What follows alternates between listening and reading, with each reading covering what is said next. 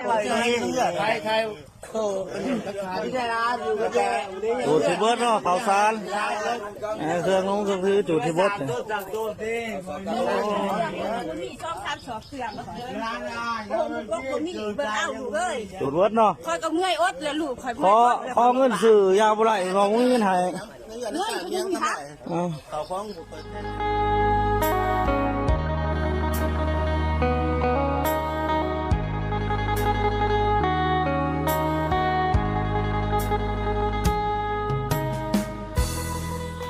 สบายดีทุกคนสบายดี FC เบาเผยที่อยู่ภายในประเทศและก็ต่างประเทศเปิดทุกท่านเนาะตอนนี้เบาเผยอยู่ที่บ้านพัฒนาลักคกทุกคนเนาะนครปฐมแข่งยาประสักกำลังเข้าไปหาแม่ที่ว่าลูกชายเป็นเมายาเสพติดจุดเครื่องจุดคล้องที่เมื่อที่ว่าเป็นข่าวเนาะที่เห็นเขาไล่สดนั้นเบาเผยที่พาทุกคนเข้าไปทำข่าวไปหามีใหญ่เพิ่นเนาะไปเบิ่งนับกันเลยเด้อจุดที่เบิร์ดเนาะเผาซานเครื่องนุ่งเครื่องถือจุดที่เบิร์ดมีช่องทำสอบเสื่อมมีเบอร์เอาลูกเอ้ยจุดเบิร์ดเนาะคอยก็เมื่อยอดแล้วลูกคอยขอเงินสื่อยาวบ่ไรรองเงินให้เมื่อยก็ยังทักเขาฟ้องเปิดเต็มโอ้ทายไปบ่มียังเลยบ่มีเรียนมูลเบิดตู้มันชิโร่จะลบให้ลูกเอ้ยบ่เห็น เดี๋ยวจะทำเป็นเหมือนเจ้าดิ บ่มีหน่วยสารบ่มีเครื่องก็ อยู่จะคนไหมอยู่จะคน มีเจ้าช่องคนนี่ ต้องคนกับลูกเลยสิมีหยังหาสาวที่ทำ แม่วันนี้อย่ามาเลือกทำแม่บอลแม่ บ่มีหยังจะแข่งลูกเอ้ยสาวที่ยังบ่มีจะเบิ่ง ดูที่เบิร์ดอะไร ฮะบ่มียังเลยอยู่เชื้อแท้ไปยังไปหาขี้โดยแท้คนเต็มกระสอบผู้ซ้อสามสอบเครื่องบ่มีแล้วไปได้จะดีบ่ต้องให้คอยกระเจ้าก็อิ่มแหละเรื่องให้เขาให้เขาก็บ่ดีก่อนจะเขาอิ่มจะจักจะไปของการบ้านบ่ไปของการบ้านบ่ไปของการบ้านบ่เดี๋ยวไปทางอื่นกันใส่อย่างนั้นเนาะเริ่มโอ้ตายแล้วอยู่กับลูก2 คนนี่คือเพื่อนแม่ใหญ่เป็นอยู่บ้านละคกบ้านพัฒนานครปฐมแข่งยาสักเพิ่นถือลูกชายเพิ่นติดยาเสพติดแล้วจูดเสื้อผ้าจูดเขาทิ่มเมดเพิ่นว่าจูดลงนี้แล้วเนาะแม่เนาะโอ้จินเพิ่นเสือเพิ่นจูดมดเลยบ่เหลือยังเลยเพิ่นอยู่กับลูกชายคนหนึ่ง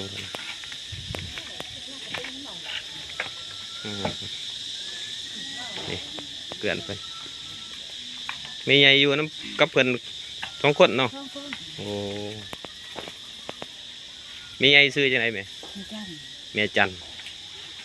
อยู่ลักคกนี่หลายปีเนาะแม่เนาะตลาดคนจะเกิดที่ข้าวบะฮกนี่เขาข้าวบะฮกนี่เป็นข้าวที่ยกขยกมีข้าวเสาพ่อข้าวฝอยของเราเป็นทานหุ่นกระตือเลยข้าวที่บอกเก่าแล้วเป็นหนูนี่เขาก็มาเขาแดดมาทางการแล้วก็ไม่อยู่เลยผัวแม่เพิ่นเสียบ่ผัวเพิ่นเสียแล้วโอ้แม่ใหญ่อยู่กับลูกคนหนึ่งลูกแม่ใหญ่จะคนทั้งหมดโอ้ย4 คนเขาไม่ได้อยู่ทั้งกันเขาไปเขาใกล้เขาอยู่ติดต่อหาได้บ่แม่ติดต่อหาเขาได้อยู่บ่ติดต่อนะเขาก็มาหาอยู่อะไรบ่แต่ผัวเสียไม่เคยมาไกลเสียจากปีเลย10 ปีโอ้ลูกบ่หูข่าวเลยเนาะเขากับบ่มีเลยมีแต่ลูกชายคนเดียวอยู่นำเนาะอายุบ้านจักปีปูเพิ่นจูดเครื่องไม่ใหญ่4-5 ปีแล้ว2 เพิ่นบริจาคครอบครัวเลยเนาะบ่ตัวดินปี2 โอ้เห็นแต่อยู่ในข่าวในเฟซในยังเพิ่นไลฟ์สดว่าลูกเมายาเสพติดและจูดเครื่องของพ่อแม่ถิ่มเบิดจนบ่ยังบริจาคครอบครัวที่พูดเลยเนาะเพิ่นก็ได้เนาะอยู่กับแม่ใหญ่เจ้าหน้าที่เพิ่นเอาไปเลยเนาะโดนเติบแล้วว่าแม่เป็นเหตุการณ์เกิดขึ้นบางวันที่13เนาะเพิ่นจูดยังแน่ไหมจูดมดจะบ่มียังครับเป็นกินบ่มีโอ้สินเสือมดพวกบริงานผมยังกับมดบ่แม่โอ้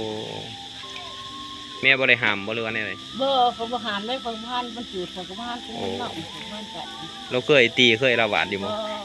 ก็บ่เคยกันเนาะนี่แหละ โอ้ บ้านอย่างนี้สิเนาะ หากบ่แม่นเมาเหล้าเมายาบ่ เมาเหล้าคิดแม่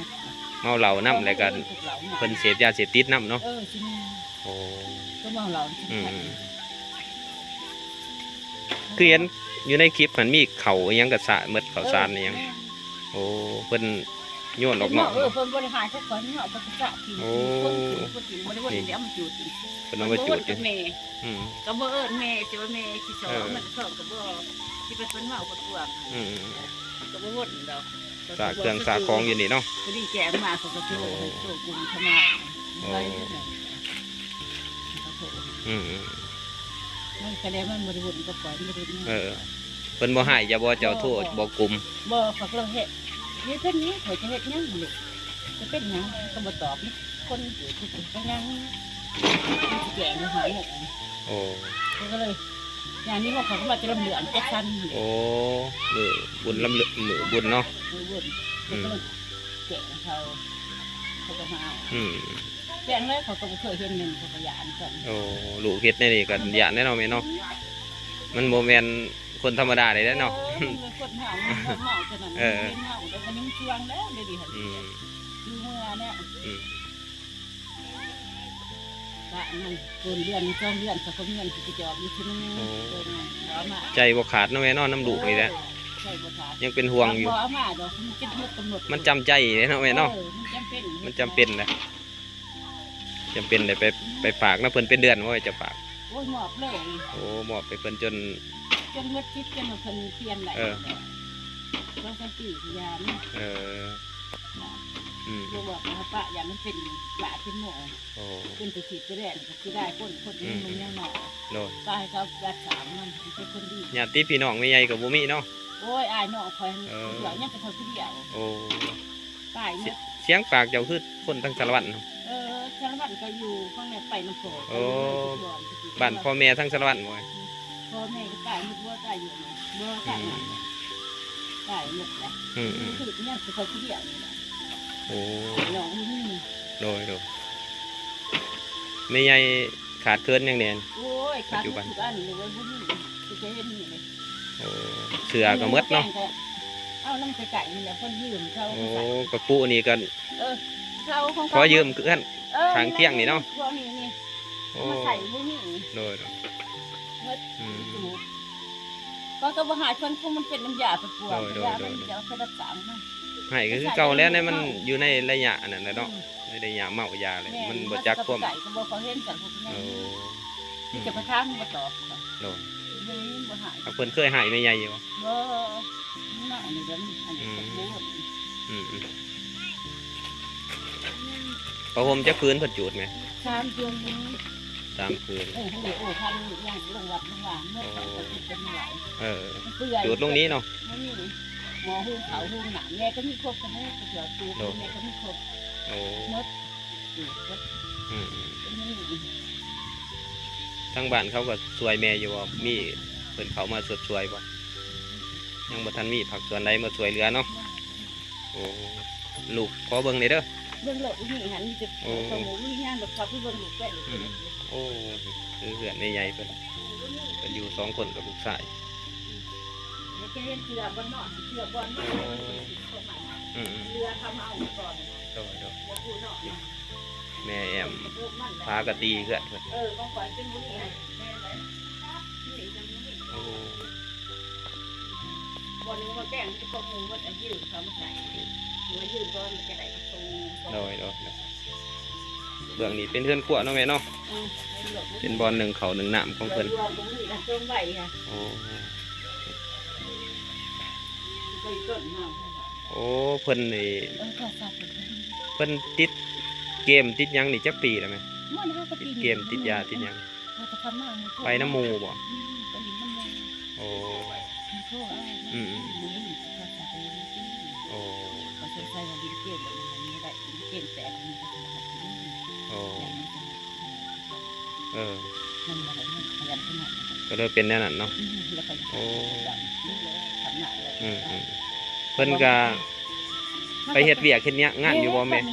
เพิ่นเฮ็ดเวียกหยังล่ะ เฮ็ดเป็นก่อสร้าง โอ้เป็นกรรมกรก่อสร้างเนาะเฮ็ดเวียกดูอยู่เนาะ เที่ยถึงเนาะ แต่ว่า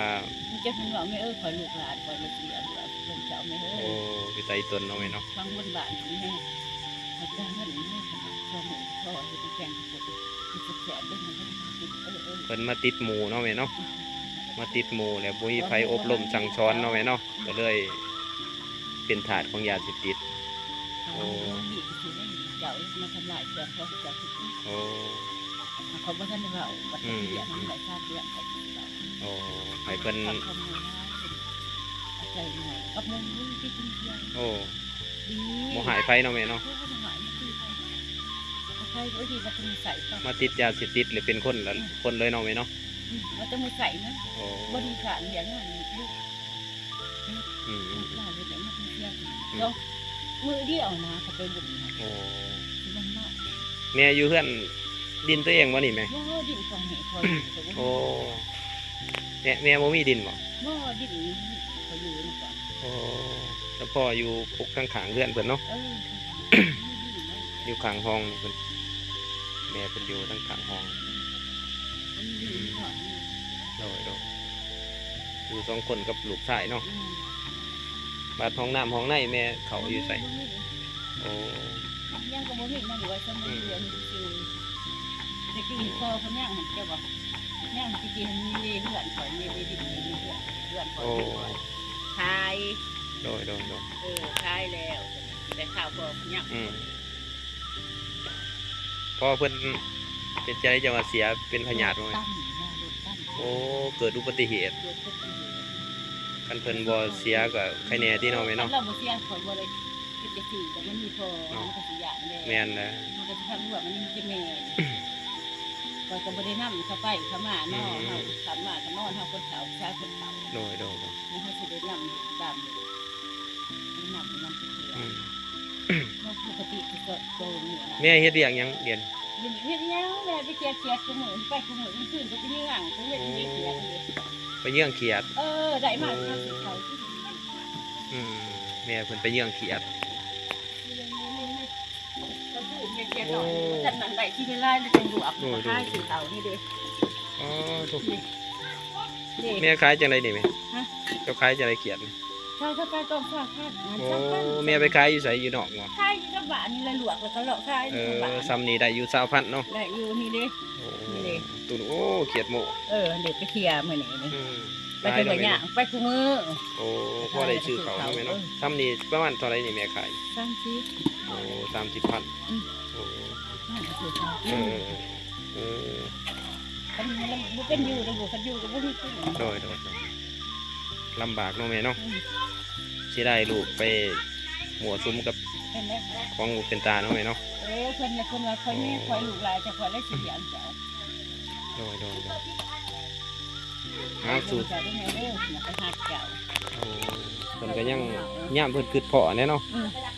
บอกถ้ามันบดดินอันนี้มันก็หากินไข่แม่ เป็นห่วงแม่อยู่เนาะ มันได้มาเป็นอยู่จุด ชื่อเพิ่นจะได้เห็นไหม ไม่ เต่าไม้ พอสิจะทำไมเกิดจะปีใหม่เหมือนเน่าเกิดที่นี่แหละ โอ้ แล้วเขาให้แหละ โดยใหญ่ๆเพิ่นตรงยิ้มแล้วนี่เสือผาบ่มีเราดูนี่จัง เสื้อผ้ากับบ่มีเนาะแม่เนาะเสื้อผ้าหยังกับบ่มีเนาะเพิ่นจูดหมดเนาะ ให้คนงง โอ้ ตัวทรงคากี้เขาตรวจชุมคนงนอนมันจะมีคนงก็คือมันนอน ตัวคากี้นี่แหละ โดย เขาหมดกระจุกเขาเป้าเครื่องเขาก็ใส่เครื่องเต็มก็ขับไปคนลงกระจุกเป็นหมด โอ้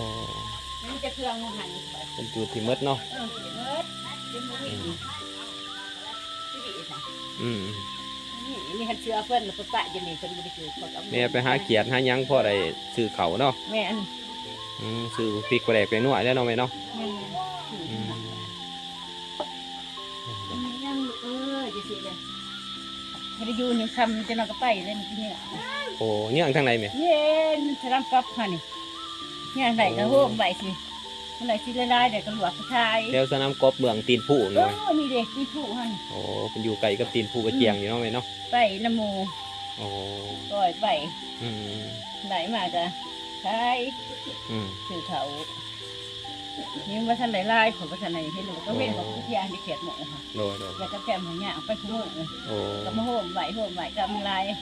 ไหลซ้ำทีหันที่ตลอดท้ายตะวันก็ซอย ขายขาดดีรอเกียรติแนวนี้เนาะแม่เนาะ คนขาย โดย ถ้าก็ซอยบ่ประมาทดอก เบิ่งดูมีเงินเท่าไหร่ล่ะมี30,000ให้แม่เด้อบ่ได้ซื้อมาปีกไปแดกไปนัว ได้เลยแม่ได้เลย สู่ส้นเด้อแม่เด้อสู่ส้นแม่กินแข็งเฮ็ดจะได้ เลยจะดีแห้งจ้ะกินทานเสาไรเขาแรง ลูกสิพาหมู่มาหาอีกเด้อแม่เด้อ อืม โดย